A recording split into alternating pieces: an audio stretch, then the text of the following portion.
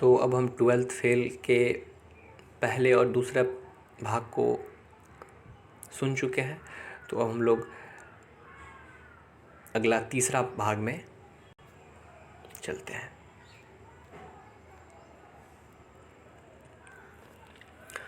मनोज की परीक्षा का रिजल्ट अभी तक नहीं आया था। एक सुबह बल्ले के घर के दरवाजे पर गांव में क्रिकेट खेलने वाले लड़के प्लानिंग कर रहे थे। मनोज भी इस समूह का अच्छा खिलाड़ी माना जाता था। वह शॉट मारने के लिए नहीं बल्कि बॉल को रोकने में माहिर था। जब टीम जल्दी जल्दी आउट हो जाती थी तब वह क्रीज पर जाकर विकेट गिरने से रोक सकता था। बल्ले ने लड़कों से बोलना शुरू किया, आज गौरा में टूर्नामेंट शुरू हो रहा है। 100 रुपये की एंट्री फीस है, 10 रुपये की बॉल आएगी, इसीलिए सबको 10-10 रुपये देने होंगे। मनोज ने मन ही मन सोचा, 10 रुपये कहाँ से आएंगे। वह जानता था कि उसके लिए 10 रुपये जुटाना इतना आसान नहीं है। मम्मी से मांगने पर भी उसे 10 रुपये की कोई उम्मीद नहीं थी। पापा को गए 7 महीने हो गए थे। 7 महीने पहले अक्टूबर में पापा डिंडोरी से आए थे। तब मम्मी को 10,000 रुपये दे गए थे। 7 महीने में सब रुपये खर्च हो गए। मम्मी अब उधार मांग मांग कर घर चला रही है। आज तक ना पापा आए ना ही उन्होंने तनख्वाह भेजी। बस इसी भरोसे घर चल रहा है कि पापा के आने के बाद सब ठीक हो जाएगा। क्रिकेट की मीटिंग में अचानक मनोज के सामने उसके घर की दीनहीन और जर्जर दशा का दृश्य सामने आ गया। घर में घुसने से पहले उसने देखा कि मम्मी पड़ोस की ताई से उनके दरवाजे पर खड़े होकर बातें कर रही हैं। छोटा भाई दीपक घर में नहीं है। या तो वो सड़क किनारे पुलिया पर बैठा होगा या बिना कहे किसी बस या टेम्पो में बैठकर जौरा निकल गया होगा। निरुद्देश्य आवारा घूमना ही उसका शौक है। उसने माँ को अंदर बुलाया। माँ की बैठक भी खत्म ही हो गई, इसीलिए उन्हें मजबूरन घर आना पड़ा। उसने पूछा, मम्मी 10 रुपया दे रही है क्या? मैच खेलबो जानो है। मम्मी ने चिढ़ते हुए उत्तर दिया, मेरे पास पैसा नहीं है। तेरे बाप ने तो 7 महीना से मुंह ना दिखाओ। मैं उधार मांग मांग कर घर चलाए रही हो, कहाँ से लाऊं पैसा? मम्मी पापा को कोसती हुई अंदर कमरे में चली गई। मनोज को लग रहा था कि उसका खेलना अब मुश्किल है, लेकिन मन की निराशा को दूर करते हुए उसने किसी उम्मीद के भरोसे सफ़ेद से मटमैल पड़ चुके कपड़े के जूते पहने और लगभग दौड़ते हुए बल्ले के घर के बाहर जा पहुंचा। आत्मविश्वास से भरा मनोज टीम में सिलेक्शन की उम्मीद के लिए तैयार होकर आ गया था। जौरा के गांधी आश्रम पर टूर्नामेंट का आयोजन रखा गया था। टीम के बैठने और कमेंट्री के लिए एक टेंट लगा दिया गया था। प्लास्टिक की 50 कुर्सियां भी डाल दी गई थी। 12 लोगों की टीम में मनोज को छोड़कर सभी ने फीस दे दी थी, इसीलिए उसका नाम 12वें खिलाड़ी के रूप में लिख दिया गया। कमेंट्री की बागडोर जौरा के दयाल बैंड में गाना गाने वाले पप्पू सिंह के हिस्से में आई। उसने कमेंट्री करना शुरू किया। Hello, mic testing, hello, match शुरू हो रहा है। मैच का मज़ा लेने वालों से गुजारिश है कि बैठ जाएं। ए लाल शर्ट, पिच पे मत चलो। ए काली शर्ट, वो गाय घुस रही है, मैदान से जल्दी से हटाओ। आंखों देखा वर्णन शुरू हो चुका था। मैच के मुख्य अतिथि एसडीएम साहब काम में फंसे हैं, इसीलिए वो कुछ देर के बाद आवेंगे, कमेंटेटर ने घोषणा की। 10 ओवर के मैच में टॉस बिलग्राम ने जीता और पहले गेंदबाजी करने का फैसला लिया। विरोधी कैलारस की टीम धुआंधार बैटिंग के लिए जानी जाती थी। कैलारस के बल्लेबाज बिलग्राम के गेंदबाजों की खूब पिटाई कर रहे थे। 10 ओवर में कैलारस ने 112 रन बना लिए। मनोज 12वें खिलाड़ी के रूप में टेंट में बैठा दुखी होता रहा। बिलग्राम की तरफ से बल्ले और प्रकाश ने ओपनिंग की। बल्ले ने पहली 2 बॉल पर चौका जड़ दिए। तभी टेंट में कुछ हलचल हुई। कमेंटेटर पप्पू सिंह ने उत्साह से घोषणा की, मुख्य अतिथि एसडीएम साहब आ गए हैं, कुछ देर के लिए मैच रोक दो। एसडीएम राघवेंद्र सिंह ने खेल जारी रखने का संकेत आयोजकों को दिया, पर पप्पू सिंह ने बोलना जारी रखा, देवेंद्र अग्रवाल, एसडीएम साहब को माला पहनाएं। राघवेंद्र सिंह के मना करने पर भी टूर्नामेंट के आयोजक देवेंद्र अग्रवाल ने इसी उद्देश्य के लिए पास रखी माला उनके गले में पहना दी। राघवेंद्र सिंह ने कहा, अरे भाई, मैच जारी रखिए, ये स्वागत आवश्यक नहीं है, मैच डिस्टर्ब होता है। मुख्य अतिथि राघवेंद्र सिंह कस्बे के इस मैच को गंभीरता से ले रहे थे। मनोज आज एसडीएम को नज़दीक से देख रहा था। परीक्षा के दिन राघवेंद्र सिंह की नकल रोकने की कार्यवाही से उसे भले ही नुकसान हुआ हो, पर उनके दबंग व्यक्तित्व से वह बहुत प्रभावित हुआ था। उसके अभिवादन पर राघवेंद्र सिंह ने मुस्कुराकर अभिवादन का उत्तर दिया। मैच फिर शुरू हुआ। पप्पू ने खेल को देशभक्ति से जोड़ते हुए मोहम्मद रफ़ी की 2 लाइन गा दी। कर चले हम फिदा जान तन साथियों, अब तुम्हारे हवाले वतन साथियों। राघवेंद्र सिंह को खेल के बीच गाना सुनने से व्यवधान महसूस हुआ। उन्होंने पप्पू सिंह से कहा, कमेंट्री करो, गाना क्यों गा रहे हो। पप्पू सिंह ने आदेश का पालन करते हुए कमेंट्री जारी रखी। बिलग्राम के 2 विकेट गिर गए हैं, आउट होने वाले खिलाड़ी के खेत में भैंस घुस गई थी, इसीलिए वे जल्दी में थे। राघवेंद्र सिंह इस तरह की कमेंट्री सुनकर आश्चर्यचकित रह गए। उनके चेहरे पर नाराज़गी के भाव साफ नजर आ रहे थे। 7 ओवर में बिलग्राम के 55 रन में 5 विकेट गिर चुके थे। एक तरफ से बल्ले 40 रन पर अभी भी खेल रहा था, पर दूसरी तरफ से विकेट लगातार गिर रहे थे। मनोज को लग रहा था कि इस समय दूसरे छोर पर वह होता तो विकेट बचा सकता था। उसके गांव की टीम आज जीत सकती थी, लेकिन 10 रुपये के अभाव में उसके गांव का सम्मान आज दांव पर लगा हुआ था। वह इसी मानसिक जद्दोजहद में था, तभी अचानक पप्पू सिंह ने अपना माइक कुछ देर के लिए उसे थमा दिया और वह बहुत देर से रुकी हुई पेशाब करने चला गया। मनोज ने माइक पर अपने मन में चल रही उथल पुथल को शब्द देने शुरू किया। और इस समय बिलग्राम की टीम बहुत नाजुक स्थिति में है। कप्तान बल्ले की कमज़ोर रणनीति उसके लिए परेशानी का कारण बन गई है। उनकी अच्छी बैटिंग के बावजूद दूसरे छोर पर लगातार विकेट गिर रहे हैं। इस समय एक ऐसे बल्लेबाज की ज़रूरत है जो दूसरे सिरे पर विकेट रोक कर खेल सके, पर बिलग्राम की टीम में रुक रुक कर खेलने वाला कोई बल्लेबाज नहीं दिख रहा। कमेंट्री का अंदाज अब बदल चुका था। मजाक और हंसी की जगह अब कमेंट्री गंभीर विश्लेषण परक हो रही थी।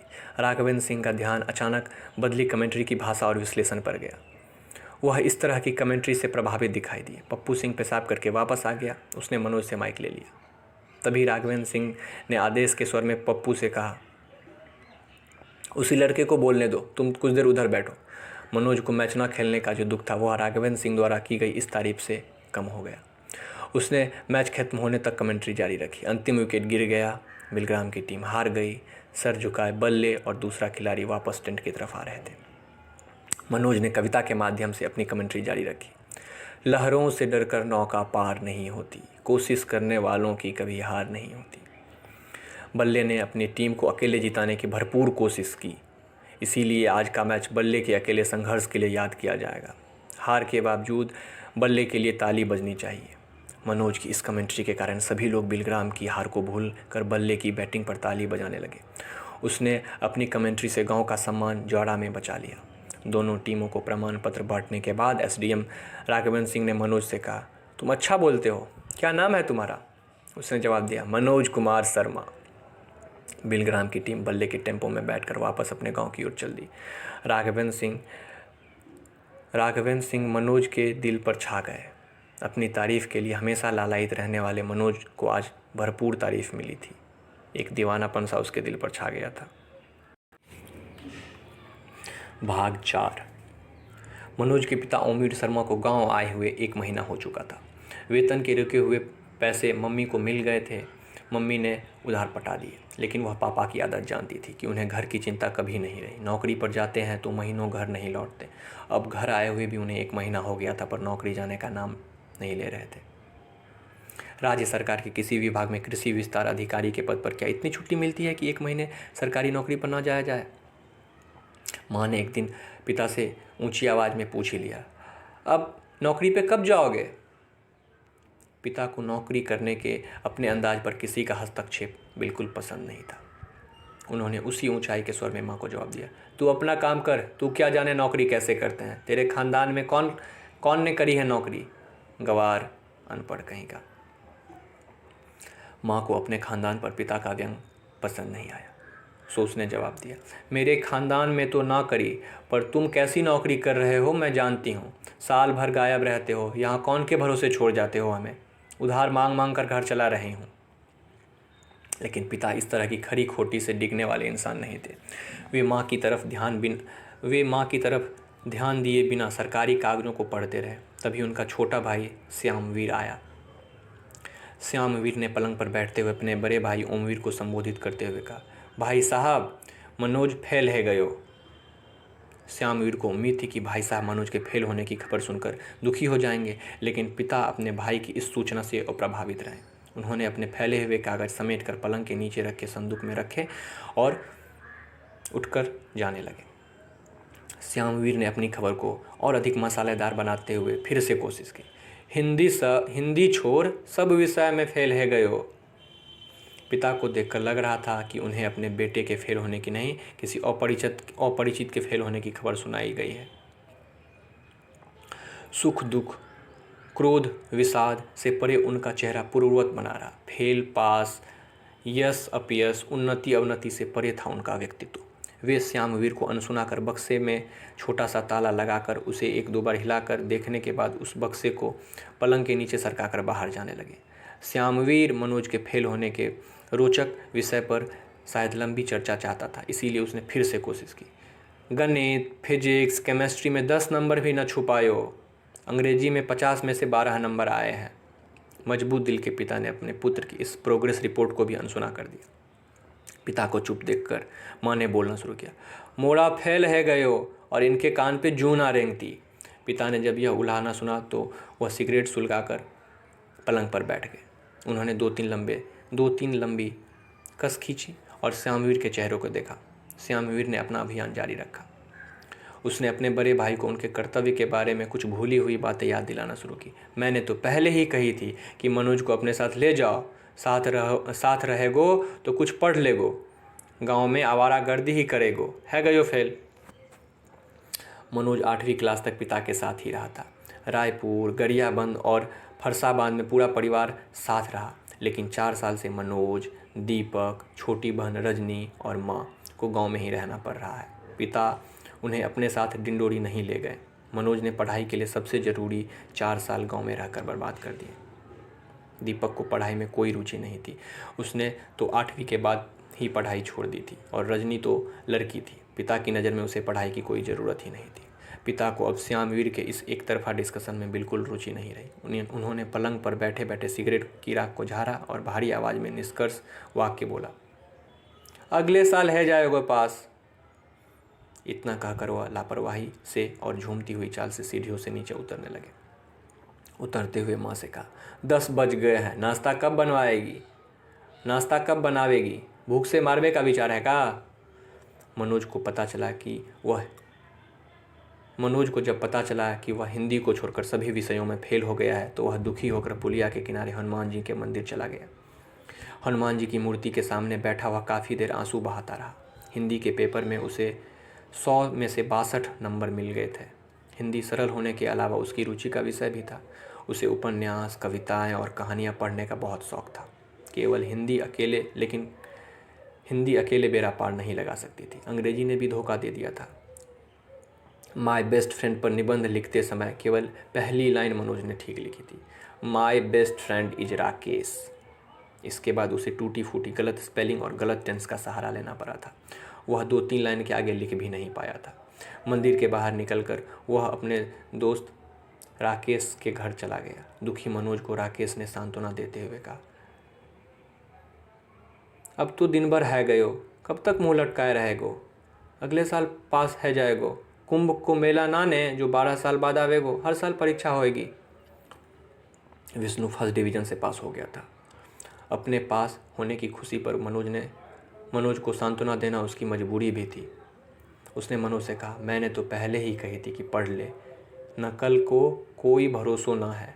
मनोज ने विष्णु की समझाइश का उत्तर देते हुए कहा, मुझे समझ ही ना आते गणित के सवाल, कैसे पढ़ लूँ? तीनों मित्र बात करते करते मनोज के दरवाजे के सामने कुएं पर पहुंच गए। कुएं पर महिलाएं पानी भर रही थी। बूढ़ी महिला ने मनोज से कहा, ए लल्ला तू आ गए हो, ने को बाल्टी खींच दे। मनोज ने बाल्टी खींच दी। आदत के अनुसार बूढ़ी महिला ने अपना रटा रटा आशीर्वाद दे दिया, लल्ला तू फर्स्ट से पास होएगो।